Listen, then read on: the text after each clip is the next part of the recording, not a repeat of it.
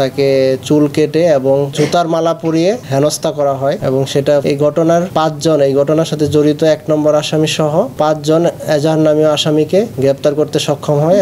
গতকাল ভোলা জেলা বুরহানুদ্দিন থানার বড়মানিকা ইউনিয়নের ভাটামার এলাকায় সকাল আনুমানিক ৯ ঘটিকার দিকে একজন নারীকে একটি অভিযোগে তাকে চুল কেটে এবং জুতার মালা পরিয়ে হেনস্থা করা হয় এবং সেটা সোশ্যাল মিডিয়াতেও ভাইরাল করা হয়। এই ঘটনার পরিপ্রেক্ষিতে তাৎক্ষণিকভাবে বুরহানুদ্দিন থানায় একটি নারী শিশু নির্যাতন আইনে মামলা রুজু করা হয় এবং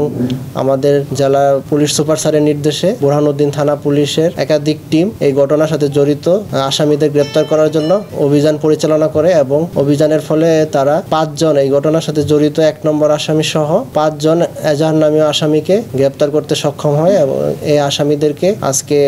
পুলিশ হেফাজতে জিজ্ঞাসাবাদের আবেদন সহ তাদেরকে কোর্টে প্রেরণ করা হয়েছে এবং এই ঘটনার সাথে যারা জড়িত অন্যান্য আসামিদেরকে গ্রেপ্তার করার জন্য আমাদের অভিযান চলছে। তো এই ঘটনায় আমরা সর্বোচ্চ